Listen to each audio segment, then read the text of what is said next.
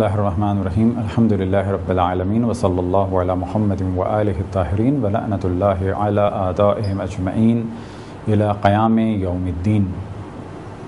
موضوع گفتگو روزوں کے احکام، اور اس ہماری گفتگو کا عنوان ہے مسافر کے روزے۔ یعنی اصل عنوان یہ ہے کوئی شخص اگر سفر میں ہے یا سفر کرنا چاہے تو وہ کیا کرے۔ تو پہلی چیز کہ جس کی جانب توجہ رہے وہ یہ کہ سب سے پہلے ہمیں یہ جاننا چاہیے کہ کون سا شخص مسافر کہلاتا ہے، اور ان شرائط کی جانب توجہ کرنی چاہیے۔ توضیح المسائل میں نماز کے موضوع میں بیان ہوئی کہ کون سی جگہیں ہیں، کون سے موارد ہیں کہ جہاں پر نماز یعنی 4 رکعتی نماز 2 رکعتی ہو جاتی ہے۔ تو ہر وہ جگہ کہ جہاں پر 4 رکعتی نماز 2 رکعتی ہو جائے، اور تمام وہ شرائط کہ جو ایک مسافر کے لیے لازم ہیں، کتنا سفر ہو، یا یہ کہ سفر گناہ کے لیے نہ ہو، اور اس قسم کی دیگر شرائط، اگر کسی میں وہ شرائط پائی جاتی ہوں تو اس پر جائز نہیں کہ وہ سفر میں روزہ رکھے۔ بس پہلا مسئلہ یہ ہو گیا کہ وہ شخص کہ جو مسافر ہے، البتہ جو بھی مسافر کی ڈیفینیشن نماز کے موضوع میں بیان ہوئی اس کی جانب توجہ رہے کہ وہ روزہ نہیں رکھ سکتا۔ بس ہمارے یعنی مذہب اہل بیت میں بحکم قرآن اور روایات رسول اللہ صلی اللہ علیہ وسلم اور روایات اہل بیت علیہ السلام مسافر سفر میں روزہ نہیں رکھ سکتا، چاہے وہ سفر چھوٹا ہو، چاہے وہ سفر بڑا ہو، چاہے وہ سفر آرام دہ ہو، چاہے وہ سفر مشکلات کے ساتھ ہو، چاہے وہ گرمی میں ہو، چاہے وہ سردی میں ہو۔ اب یہاں پہ سوال پیدا ہوتا ہے کہ اگر کوئی شخص صبح سفر کرے تو کیا اس دن روزہ رکھنا ہے؟ یہ ایک بہت بڑی غلط فہمی ہے۔ کچھ لوگ سفر پہ جب جاتے ہیں صبح تو اس دن روزہ نہیں رکھتے اور کہتے ہیں کہ ہم سفر پہ جا رہے ہیں اور سفر میں روزہ صحیح نہیں ہے۔ تو یاد رکھیں کہ سفر میں روزہ صحیح نہیں ہے کہ جب سفر کی شرائط پائی جاتی ہوں، لیکن آپ صبح سے اس وقت گھر میں ہیں، اس وقت آپ سفر میں نہیں ہیں۔ اب یہاں مثال دی جائے، فرض کریں آپ اپنے گھر سے سفر کے لیے جا رہے ہیں یا کسی ایسی جگہ پر ہیں کہ جہاں آپ 10 دن رکے اور آپ نے روزے رکھے تھے اور آپ پہ روزہ رکھنا ضروری تھا۔ اب آپ جو گھر سے نکلیں گے تو اس دن آپ کو روزہ رکھنا ہے، کیونکہ یہ بھی ممکن ہے کہ یہ آپ کا سفر کینسل ہو جائے، اور آپ شہر میں جب اپنے رہیں گے، اپنے گھر میں جب آپ ہوں گے تو آپ پر اس دن کا روزہ لازم ہے۔ تو پہلے اس جانب توجہ رہے کہ آپ کو اس دن کا روزہ رکھنا ہے جس دن آپ سفر پہ جا رہے ہیں، خصوصاً کب؟ فجر سے پہلے، اور فجر کے بعد آپ جا رہے ہیں تو ہر صورت میں آپ کو روزہ رکھنا ہے۔ بس دونوں صورتوں میں آپ کو صبح روزہ رکھنا ہے۔ اب فرض کریں کہ آپ کو صبح 8 بجے گھر سے نکلنا ہے، 9 بجے کی فلائٹ ہے یا 10 بجے کی فلائٹ ہے، تو آپ کو روزے سے ہونا ہے، ایئرپورٹ پہ روزے سے ہونا ہے۔ اب جب جہاز ٹیک آف کرے گا اور کچھ دور نکل جائے گا، کچھ دور سے کیا مراد؟ کہ جب شہر کی حدود سے اتنا دور نکل گیا کہ عام طور پہ جب یہ کہا جاتا ہے کہ ابھی شہر سے باہر نکل گیا، نہ شہر نظر آ رہا ہے، نہ شہر کی اذان کی آواز آ سکتی ہے، کیونکہ جہاز میں تو اگر آپ شہر میں ہو جب بھی اذان کی آواز نہیں آ سکتی، لیکن یہ جو مثال دی جاتی ہے، صورت میں دی جاتی ہے کہ جب آپ اتنے دور نکل گئے اور زمین ایک نارمل زمین تھی، لہٰذا جہاز میں کہا جا سکتا ہے کہ 5 سے 10 منٹ کے بعد جب آپ شہر سے باہر کی جانب فلائی کریں، کیونکہ 5 سے 10 منٹ بعض دفعہ جہاز شہر میں چکر لگاتا ہے، تو وہ تو آپ شہر میں مانے جائیں گے، لیکن جب وہ شہر سے نکلا اور اب وہ بڑھ رہا ہے ایک خاص سمت میں اور شہر کو ترک کر رہا ہے، یعنی شہر آپ کے پیچھے رہ گیا، تو 5 سے 10 منٹ میں کہا جائے گا کہ اب آپ کا روزہ ساقط ہو گیا، اب آپ پر لازم ہے کہ آپ کھا لیں، اب آپ سفر میں ہیں۔ لیکن صبح سے آپ سفر میں نہیں تھے، ایئرپورٹ پہ آپ سفر میں نہیں تھے، جہاز نے جب ٹیک آف کیا آپ سفر میں نہیں تھے، اور جب وہ اڑ گیا اس وقت بھی آپ کا سفر شروع ہوا تھا، لیکن آپ سفر میں تھے، لیکن آپ اپنے شہر میں تھے۔ اب جب 5 سے 10 منٹ آپ کا جہاز شہر سے باہر نکل گیا تو اب آپ پر لازم ہے کہ آپ روزے کی نیت میں نہ رہیں، کچھ کھا لیں یا پی لیں، اور اب آپ کے لیے ہر وہ کام جائز ہے کہ جو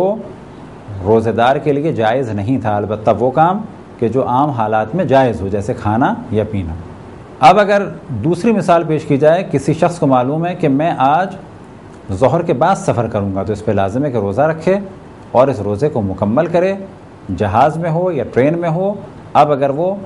2 گھنٹے کی فلائٹ بھی ہے، فرض کریں کہ وہ کراچی سے پنڈی گیا یا یہ کہ کسی اور شہر سے کسی اور شہر کی جانب گیا، کیونکہ ظہر کے بعد اس نے سفر کیا ہے، چاہے وہ 2 گھنٹے کا سفر ہو چاہے وہ 4 گھنٹے کا سفر ہو، اسے اپنا روزہ مکمل کرنا ہے۔ مسافر کے لیے ایک حکم یہ ہے کہ اگر وہ کسی ایسی جگہ جا رہا ہے کہ جہاں پر اسے 10 دن سے کم رکنا ہے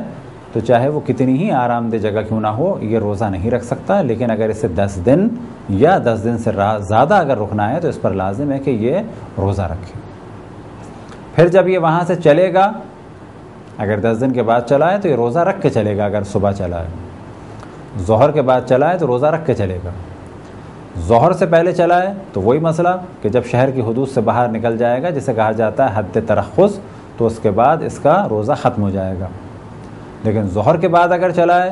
تو چاہے یہ کتنا ہی دور کیوں نہ چلا جائے اس کا روزہ رہے گا، اور لازم ہے کہ کوئی ایسا کام نہ کرے کہ جس سے روزہ باطل ہوتا ہو۔ اگر یہ 3 دن کسی شہر میں رہا ہے، 4 دن کسی شہر میں رہا ہے تو اس پہ روزہ لازم نہیں ہے، یہ صبح بھی کھا سکتا ہے، رات کو بھی کھا سکتا ہے۔ اب اگر یہ 2 دن یا 3 دن یا 4 دن یا 8 دن رکنے کے بعد یہ سفر پہ جا رہا ہے تو یہ صبح سے کھائے پیے، کیونکہ اس پہ اس شہر میں رہتے ہوئے بھی روزہ واجب نہیں تھا۔ اگر کوئی شخص منت مان لے کہ میں 27 رجب کو روزہ رکھوں گا تو اس شخص کے لیے جائز نہیں ہے کہ یہ بغیر کسی مجبوری کے سفر کرے، لیکن اگر بہت شدید مجبوری پیش آ جائے تو یہ سفر کر سکتا ہے۔ آیا سفر میں مستحب یا قضا روزہ رکھا جا سکتا ہے؟ تو جواب یہ ہے کہ سفر میں نہ مستحب روزہ رکھا جا سکتا ہے اور نہ ہی قضا روزہ رکھا جا سکتا ہے۔ اگر کوئی شخص سفر میں ہو، ابھی مثال دیتے ہیں ہم، فرض کریں کہ رات کو ہم نے سفر شروع کیا اور سفر میں ہی فجر ہو گئی، ہم نے نہ کھایا نہ پیا، کیا روزہ رکھ سکتے ہیں؟ روزے کی نیت کر سکتے ہیں؟ روزے کی نیت نہیں کر سکتے، فقط اتنا کر سکتے ہیں کہ نہ ہم کھائیں نہ پئیں اور کوئی ایسا کام نہ کریں گے جس سے روزہ باطل ہوتا ہو، فجر ہو گئی۔ اب ہم اپنے شہر میں داخل ہو گئے ظہر سے پہلے۔ ظہر سے پہلے کی کیا مراد ہے؟ پہلے بھی ہم نے توجہ دلائی کہ ظہر سے پہلے سے مراد یہ نہیں ہے کہ آپ کے علاقے میں اذان کتنے بجے ہوتی ہے، بلکہ ظہر سے پہلے یہ مراد ہے کہ جب سورج نکلتا ہے تو کہا جاتا ہے سورج طلوع ہوا، پھر ایک وقت آیا کہ اپنی سب سے بلندی کے مقام پر پہنچ گیا، جو سب سے بلند مقام سورج کے لیے آج کل کے موسم میں تصور کیا جا سکتا تھا وہاں پہنچا۔ جیسے یہ بلندی سے پستی کی جانب جائے گا، یعنی جیسے ہی عروج سے زوال کی جانب جائے گا تو اس زوال کے شروع ہوتے ہی کہا جاتا ہے کہ زوال ہو گیا اور یہ اول ظہر ہے، یہ ہے اول ظہر۔ ممکن ہے کہ آپ کے علاقے میں 12:15 بجے اول ظہر ہو اور اذان 1 بجے ہوتی ہو یا اذان 1:30 بجے ہوتی ہو، تو اذان معیار نہیں ہے، اول ظہر معیار ہے۔ اب اگر آپ اپنے شہر میں واپس آ گئے ظہر سے پہلے اور آپ نے کوئی کام ایسا نہیں کیا تھا جس سے روزہ باطل ہوتا ہے تو آپ پر لازم ہے کہ روزہ رکھیں۔ اب دوسری مثال، فرض کریں کہ آپ سفر میں ہیں اور فجر ہو گئی، آپ کو اختیار ہے آپ کھائیں یا پئیں، اور یہ بھی اختیار ہے کہ نہ کھائیں اور نہ پئیں۔ کیا نتیجہ ہے ان دونوں چیزوں کا؟ آپ نے کھایا پیا، آپ 8 بجے اپنے شہر میں پہنچ گئے، کیا آپ نے گناہ کیا؟ کوئی گناہ نہیں کیا، کیونکہ آپ نے کھایا پیا تھا کہاں پر؟ سفر میں کھایا تھا، اپنے شہر میں نہیں کھایا تھا، کیونکہ کھا پی چکے ہیں، اب آپ پر روزہ لازم نہیں ہے۔ آپ سفر میں تھے، آپ نے روزے کی نیت نہیں کی، فجر ہو گئی، روزے کی نیت نہیں کی اور آپ نے کچھ نہیں کھایا کچھ نہیں پیا، لیکن جیسے ہی اپنے شہر میں ظہر سے پہلے پہنچے تو آپ پر لازم ہے کہ آپ روزہ رکھیں، کیونکہ آپ نے کوئی بھی ایسا کام نہیں کیا ہے کہ جس سے روزہ باطل ہوتا ہو، بس آپ روزہ رکھ لیں، بہتر ہے، ایک دن آپ کا بچ گیا۔ آپ نے فجر میں کچھ نہیں کھایا کچھ نہیں پیا، فلائٹ آپ کی لیٹ ہو گئی، پہنچنا تھا آپ کو 11 بجے، پہنچے آپ 1 بجے 1:30 بجے کہ جب ظہر ہو چکی تھی۔ اب آپ نے بے شک نہ کھایا ہو نہ پیا ہو، کیونکہ ظہر کے بعد آپ پہنچیں تو آپ اس دن روزہ نہیں رکھ سکتے۔ بس ان تمام مثالوں کے بعد جو مختصر سا مسئلہ بیان کیا جائے کہ اگر کوئی مسافر ایسا کہ جس نے کوئی ایسا کام نہ کیا ہو کہ جس سے روزہ باطل ہوتا ہو، ظہر سے پہلے اگر اپنے شہر میں پہنچ جائے تو اس پر روزہ رکھنا لازم ہے، اگر کوئی مسافر کہ جس نے کوئی ایسا کام نہ کیا ہو کہ جس سے روزہ باطل ہوتا ہو، اگر ظہر کے بعد اپنے شہر میں پہنچے تو اس کا روزہ نہیں مانا جائے گا. یہ کھا بھی سکتا ہے، پی بھی سکتا ہے، البتہ بہتر یہ ہے کہ مسافر اور ہر وہ شخص کہ جس پہ روزہ ساقط ہے بیماری کی وجہ سے یا کسی اور وجہ سے، وہ کاموں سے بچے کہ جس سے روزہ باطل ہوتا ہو. بہتر ہے کہ وہ یہ کام نہ کرے. مثال کے طور پہ روزہ دار ظہر کے بعد اپنے شہر پہنچا تو کہا جائے گا بہتر ہے کہ یہ کوئی ایسا کام نہ کرے کہ جس سے روزہ باطل ہوتا ہو، لیکن اس کا روزہ نہیں ہے، یہ روزہ نہیں رکھ سکتا. لیکن بہتر ہے کوئی ایسا کام نہ کرے کہ جس سے روزہ باطل ہوتا ہو، لیکن اگر کر لے تو کوئی حرج ہے؟ کوئی حرج نہیں ہے. مکروہ ہے کہ کوئی ایسا کام کرے، لیکن کھائے پیے یا کوئی بھی ایسا کام کرے کہ جس سے روزہ باطل ہو جاتا ہو، اس کے لیے جائز ہے. پہلے بھی ہم نے توجہ دلائی کہ مسافر سفر میں روزہ نہیں رکھ سکتا، لیکن ایک جگہ استثناء ہے، وہ یہ کہ مسافر اگر مدینہ طیبہ میں ہے تو وہاں 3 دن کے روزے رکھ سکتا ہے حاجت کی نیت سے. یعنی ایسا شخص کہ جو فقط 4 یا 5 دن یا بالفاظ دیگر 10 دن سے کم مدینہ میں رکا ہے، اس پر جائز نہیں کہ یہ روزے رکھے، لیکن مدینہ میں اگر ہے تو 3 دن کے روزے رکھ سکتا ہے، نہ کہ قضا بلکہ حاجت کی نیت سے 3 دن کے روزے رکھ سکتا ہے. اگر کوئی شخص نہ جانتا ہو کہ سفر میں روزہ رکھنا جائز نہیں ہے، وہ روزہ رکھے